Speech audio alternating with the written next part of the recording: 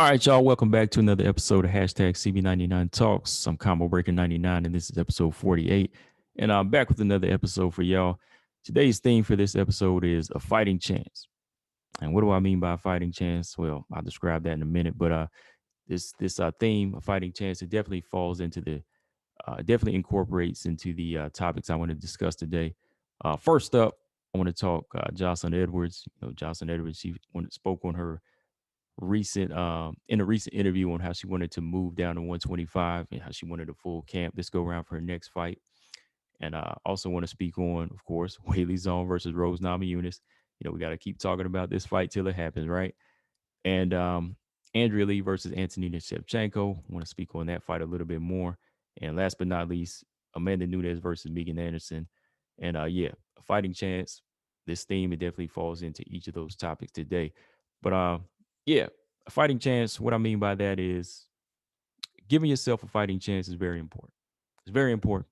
It's very important in the octagon, in the ring, and of course in life. Giving yourself that chance, giving yourself that fighting chance is by taking full advantage of every opportunity given to you, making sure you're ready for whatever by staying ready and knowing your worth, which is something I talk about on its own a lot. Knowing your worth. Knowing your worth is very important, not just for fighters, but everybody in life, workers, entertainers, whatever. But speaking specifically on fighters, whether you're a boxer or an MMA fighter, I just feel like you really need to give yourself a fighting chance. Just because you're under one umbrella, under like Dana White, you're under his organization, or you're under a boxing promoter, you have to make sure that you can have certain demands. You have to make sure that you can actually have some of your demands met so you can reach the goals that you want. You can accomplish those goals and reach your full potential. You still have to meet in the middle somewhere where you can get everything you want out of your dream job, which is being a fighter, right? We want to make sure you can get everything out of that. So that's what I mean by giving yourself a fighting chance. And I just feel like this theme, it definitely applies to each of these categories, uh, topics I want to speak on today. So yeah, man, first up, Jocelyn Edwards. Good news, Jocelyn Edwards, after a fast start in the UFC, racking up 2 fights in 3 weeks, 1 win, 1 loss. She recently gave an interview, maybe it's about a week and a half ago, 2 weeks ago. She gave an interview and spoke on how she wanted a full camp for her next fight and how she's looking to make a return to the octagon at 125. That's big. Let me pull up the actual interview here. Here's what she said. For the next fight, I want to do a full camp. I want to adjust certain things. And if the opportunity comes up, I think you'll see me at 125. If the opportunity doesn't come up and I get another fight at 135 pounds, I need to get stronger because my natural weight right now is at 140. So yeah, that right there, man, that's a good, that's something that's good news that I want to hear from Jocelyn Edwards. I feel like that's something that she really needs to focus on, not just be, one of those fighters that takes fights on short notice. She came over here with a goal, and I'm sure she came over here with a mission on her mind.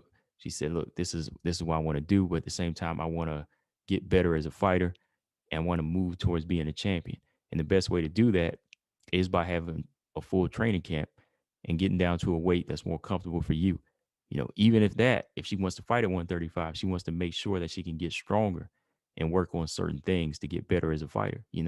So she definitely has to make sure that she gets that full training camp just so she can work on her weaknesses and also working on her strengths and just get better mentally and physically. She had a quick start in the UFC, 2 fights in 3 weeks, and her opponents weren't pushovers, so she needs that rest to make sure she can get ready for the tough competition. Already facing tough competition coming in, Jin Yoon Kim and Carol Rosa, who she lost to. That was a very tough loss. So she needs to take time out and get some rest. And again, like I said, knowing your worth. You got to take control of your career. If you just keep answering the phone for short notice fights, then they'll think that's all you're worth. But you got to say, no, I need a full training camp this go round because I got to work on things. I want to get better as a fighter. That'll let them know that you're taking control of your career as well. And like I said, you want to get better and work on your weaknesses and strengths, perfect your craft. You really got to perfect your craft. Jocelyn Edwards wants to do that. And by doing that, you get a full training camp, take time out to work, and then you apply it to your next fight. You really want to do that because if you continue to take on these short notice fights, you'll just kind of half-ass training, kind of go through the motions, and you won't get better. And you want to get that full training camp for these different fights because look, number one thing, you don't want to become food. You really don't want to become food because if you start to become a short notice fighter, and again, always half-ass training, you always lose when it comes down to that next prospect they want to put you in there with. You know, they're always going to call you to be that fighter to give them a decent fight, but you'll be seen as food. You know, she's 1-1 now after a rough fight with Carol Rosa. So there's really no need to take a short notice fight. You know what level you're at as a UFC fighter right now. So you need to go back to the drawing board, work on different things, work on those weaknesses, like I said again, and just rest because that was a rough beating she faced against Carol Rosa. So definitely got to work on that. You know, just take that time out and everything that you need to do to get better as a fighter and get to that certain level. And again, especially if you move down to 125. 125, I feel like the level of the non-ranked fighters and like 11 through 15, there's some tough competition in there for her. There's definitely some tough competition in there for her. Like those different prospects like Manon Firo, Taylor Santos, Jillian Robertson, Miranda Maverick. Those fighters like that can still be tough for her, even though she is a tall, slim fighter. And bringing up her frame, 125 is a good idea for her. It definitely is. I feel like 125 fits her frame. Tall, long, slim. A lot of other fans have seen her fight and they think right off top that she's a flyweight and they feel like that fits her frame just because, she doesn't really have a lot of weight on her. She's a tall fighter, but she's not really thick like Carol Rosa or like Ketlin Vieira. She doesn't have that weight to her. So if she walks around at 140 and, gets on the right diet during her training and sheds that, 15 pounds, I'm sure that she would come in there strong and physically ready for flyweight, And when you think about it too, like it just fits her frame because 135 is full of big ladies that could go up to 145. A lot of girls that are like 150, 155, they're killing themselves to make 135. And when they get in there, they get bigger. So she'll be in there the longer she stays at bantamweight, she'll just be in there with a lot of the bigger ladies like Ketlin Vieira, Yana Kunitskaya, Macy Chiasson, even Sarah McMahon. Those are big fighters for her. So she needs to go down to a weight that's going to fit her. So yeah, man, if that's truly how she feels, I just feel like yeah, that's a good move for her. Matter of fact, let's pull up some more of this interview here. Here's what she said. I truly feel like that this is my division. Speaking of 125, I already spoke about it with my trainer and he thinks the same. We're just taking things step by step. We got the opportunity to fight at 135 and I wasn't going to say no because I did start at 135. So that's why I took the fights. Ideally, if I could, I like to fight at 125, but I also like to be able to fight in both divisions. I like to have fun, so I like to fight in two weight classes. If I can make the weight, I'll fight there. So hopefully, she really does just pick one weight class and not tries to focus on both. So hopefully, they start giving her fights at 125. Offers at 125 where she can go in there and actually prepare herself and start to shed that weight and move down to 125 and have a better career. Because again, like I said, bantamweight, it doesn't really seem like it's suiting her. It seems like 125 is really where she wants to be. So that's the opportunity that should be given to her. So yeah, taking things step by step, that's smart. But like I said, you really want to take advantage of every opportunity. I know she got that opportunity at 135, but you want to take full advantage of the signing to the UFC and work it in your favor so you can reach your potential. And if you are going to be if you're going for the goal of becoming a champion, you got to make sure you can take full advantage and play chess outside of the octagon. Don't just say, okay, 135 is all they're offering. No, try to make those demands and say, look, I want to be at 125. Look, you want to be on the rise 125. That's where your full potential is. So let them know. So yeah, man, that's some good news for Joselyne Edwards. Let me know in the comment section what y'all think. Like I said, you gotta make it known. You gotta say, look, I need a full camp. I gotta work.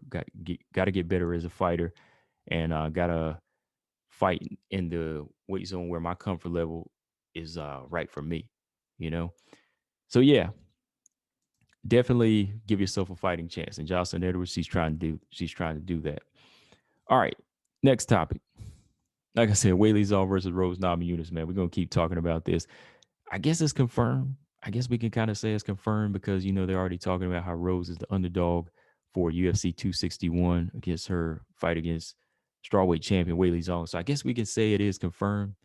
But what I wanted to talk about with this fight is now that this fight has moved from Singapore to UFC 261, away from Singapore to the States, then, I feel like this is a chance for Rose to take full advantage.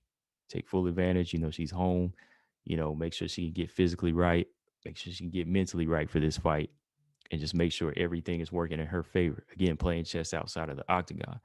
But for Weili Zhang, for her to give herself a fighting chance in this fight, now that it's not going to be in Asia, she's going to be out of her comfort zone here. So if this fight takes place in April 24th, then you want to come straight here to the US. I feel like she should come straight here now, maybe like March 24th, like a month ahead, or now, give herself a month and a half to really get acclimated to the climate here, to the training here, just have her body kind of adjust to sleeping schedules here, and just be here mentally to kind of walk the streets of Vegas or wherever the fight takes place, and kind of uh, soak in her surroundings. Just kind of walk with the confidence in the city where Rose Namajunas is going to get the more so fair, the more so the royal treatment. You want to come here and just walk around and feel more confident and say, okay, I got this. It's just like anywhere else. I think Weili has that kind of, I think Weili kind of has that energy in her anyway, where she'll fight anywhere. She doesn't care if she's the favorite or the underdog. But coming here now, it would definitely be good for her mentally and physically, to kind of adjust her body.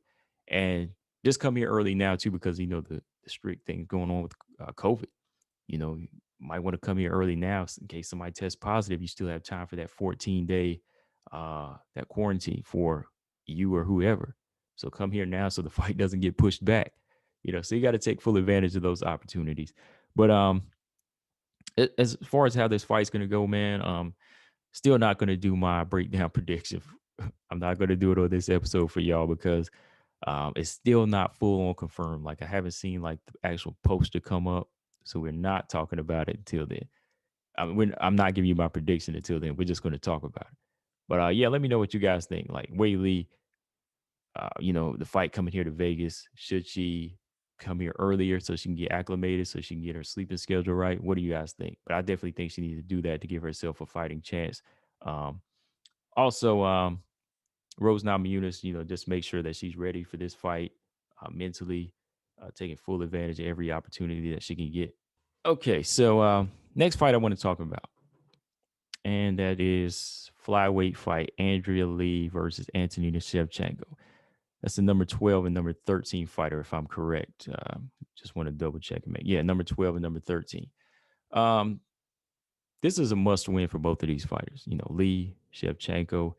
Lee, she's riding a 3-fight losing streak right now. And Shevchenko, she's in a situation where, she's kind of had that win loss pattern. So I think both of these fighters, they really need to take full advantage of this opportunity. They really need to go in there and they need to perform to the highest level. This can't be a fight where they just go through the motions. They really have to go in there, expose weakness, and showcase that strength that they've really been working on. And I think Shevchenko, she's been that fighter as of lately. She's kind of been going through some things, injury wise, and just some other outside influences that she's been kind of working through. But I think she has been getting better as a mixed martial artist. And it showed in her last fight against Ariane Lipsky. Andrea Lee, on the other hand, I know she last time I was supposed to fight Jillian Robertson, but I think she broke her nose in sparring. So, that can kind of be a mental crack for a fighter where if you have a fight coming up and it's derailed by an injury, that can kind of frustrate you because hey, that's money. That's that's like a roadblock to your goal, to kill that losing streak and get back into the top 10. So this has to be an opportunity where, Andrea Lee has to say, look, I need to work on my craft. What do I do wrong? Is it my cardio? Am I not executing the right thing whenever the opportunity comes? And I kind of feel like that with Andrea Lee. Andrea Lee, had a fight, a rematch with Roxanne Modaffar. That was her last fight, as a matter of fact, where I just feel like she didn't take full advantage. She didn't. Whenever she had those moments to just work her striking and use her speed and her straight jab, which I think is very good, she just didn't really she didn't execute it well. Execution is always something I'm talking about. And I think that Andrea Lee has to go in this fight and say, look, I fought more high caliber fighters than Shevchenko. I got to go in there and say, look, this is my octagon. I got to get back on that right path. But yeah, early look at this fight, it is 50-50. I think that Antonina Shevchenko has shown more growth as a fighter, where Andrea Lee, she's kind of been regressing because, again, like I said, close decisions are not, if you can't level up in a fight and you still keep coming up short, then that's telling you that's telling us something. That's telling us something about you, that you have trouble adjusting in the fight, and you can't rise to that occasion and close the show whenever needed. Like whether it be Jojo Calderwood or Lauren Murphy, or a fighter you faced before in Roxanne Modaffar. So this has to be that time you give yourself that fighting chance to say, look, I got to go in there and take full advantage of what I got that's in front of me and what's in me, and say I can do this. But Lee Shevchenko, it's a 50-50 fight. I'm kind of leaning towards Shevchenko as of right now, but I will do a breakdown prediction for that fight whenever it comes. Let's double check the time. Uh, let's double check the fight date for that one real quick while I got y'all here. Let's see. Andrea Lee. I mean, I did the video for it, but my mind is blanking right now. So y'all know anyway, because I did the video. May 15th. Yeah, Andrea Lee versus Anthony Shevchenko was set for May 15th. So, yeah, that's going to be a good flyweight fight, though. We got some good flyweight fights on the horizon, though. So, yeah, last but not least, Amanda Nunes versus Megan Anderson. You know, um, I know right away, we all, let's just go ahead and state the obvious. Everybody, we all feel the same. Everybody, we can agree on this, whether it be fighters, casual fans, hardcore fans. We all picked Amanda Nunes to beat Megan Anderson in this fight, right? But let's look at that for Megan Anderson. Fighting chance. You gotta take full advantage of this opportunity. Megan Anderson doesn't necessarily deserve a title shot. Let's be honest, right? Because there really is no structure to the featherweight division, so it's kind of like, who's next? Just who's next? I just beat this person. I don't know their ranking, but let's go to this person then. But we got to fight them next. It's kind of all over the place. There's no structure to it.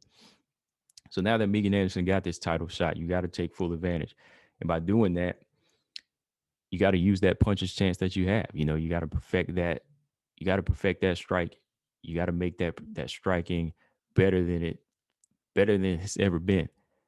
Because somebody like Amanda Nunes just has too many tools to nullify the power on how she usually brings it. If Holly Holm's able to take Megan Anderson to the ground and just maul her and dominate, then imagine what Amanda Nunes does. I know that was 2 years ago, but Amanda Nunes' experience is still light years above Holly Holm and Megan Anderson put together. So this has to be a fight where you make sure that striking is on point, and it's something that you worked on training session after training session, because she's not going to work Nunes on the ground. She's not giving Nunes work on the ground. So don't make this a fight where you take it to the ground and think you can all of a sudden, score this big submission win over somebody like Nunes. It's not going to be that type of fight. I feel like she didn't have enough time, even though the Nunes fight got pushed back. She didn't have enough time to polish herself up for whatever Nunes brings. So I just feel like she really needs to take advantage of the power in this fight.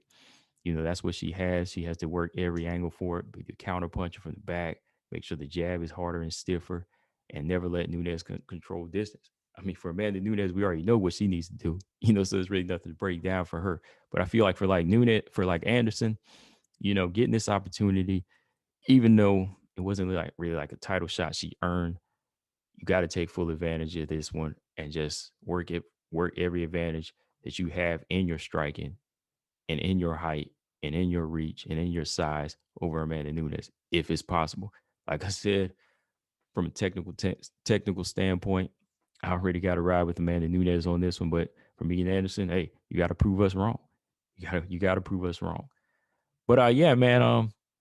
Like I said, for these topics today, I just want to go back and incorporate this theme of fighting chance. And once again, I will read the meaning of a fighting chance for y'all. Giving yourself a fighting chance is very important in the octagon, in the ring, and in life. And giving yourself a fighting chance is by taking full advantage of every opportunity given to you, making sure you're ready for whatever by staying ready and knowing your worth. Again, knowing your worth, that's very important. That's a very important part of it. Like I said, I'll talk about knowing your worth, in episode by itself. Because fighters, they really need to know their worth. Don't just try to please the fans or please Dana White or please Eddie Hearn or Bob Arum or whoever like that. You got to know your worth because you are the entertainer, you are the fighter, you are helping bring in that money. So you have to make sure demands are met for you and you can get what you want to accomplish your goals and reach your full potential. So yeah, man, that's about it for this episode. My final thoughts, yeah, like I said, for Jocelyn Edwards, it's a good move for her to say she wants a full training camp, after a fast start. She deserves it. She deserves to try to cut weight and move down to a division where she feels more comfortable, which is flyweight. And I would actually like to see her in the mix. She's got that frame, she's got a good style, and she brings a lot to the table to help make the flyweight division better. So you definitely want to see her there. Weili versus Rose. This is a fight that everybody wants, and we need it now. We're growing restless, so make it happen. Make it official. Andrea Lee versus Anthony Shevchenko. Like I said, this is a must win. Lee really got something to prove in there. She's got to crack that streak. Shevchenko got to kill that pattern. Got to become more of a complete mixed martial artist. So yeah, this is a fight where she can do that. And again, Nunes versus Anderson. Like I said, this wasn't really like a big opportunity that Megan Anderson earned just because there is no structure to featherweight. So it's just like whoever's next gets it, but for Anderson, got to take full advantage of every opportunity you have and see if you can pull off the upset. But yeah, man, the featherweight division, like I said, I'm gonna speak more on it again, because if Nunes was to retire or vacate her featherweight title, the title goes up vacant, of course, and we'll need somebody fresh in the division to help build it, structure it right, and where these fighters can actually have you know, they can have competition to build themselves up. They can have development. Megan Anderson can have development. Macy Chason can have development. Returning Leah Letts can have development. Danielle Wolf, Spencer, you know, because right now they're kind of fighting different levels of fighters. Like Felicia Spencer's going from fighting Cyborg to a Danielle Wolf. I don't really think that's good growth for a fighter. Megan Anderson goes from fighting um, Norma Dumont to Amanda Nunes. How does that help her grow as a fighter? Or how does that tell us she really deserves a title shot? So yeah, that's something I'll talk about more, possibly in another episode or just a video on its own. But yeah, guys, that's all I got on this episode. Like always, make sure y'all subscribe here, Combo Breaker 99. Also, follow me on Instagram at Combo Breaker 99 and all boxing everything for boxing fans. And yeah, CB99 Talks is coming. CB99talks.com is coming soon. That's where I'm going to put all the episodes from here on, where you can subscribe on iTunes, Spotify, Google Play, and SoundCloud, and all that. I actually got the artwork done. I got the artwork done for the logo for hashtag CB99 Talks. Shout out to my man Jay Kicks, Jamar Harris. Yeah, I'll be posting that up soon, but it's coming, y'all. It's definitely coming.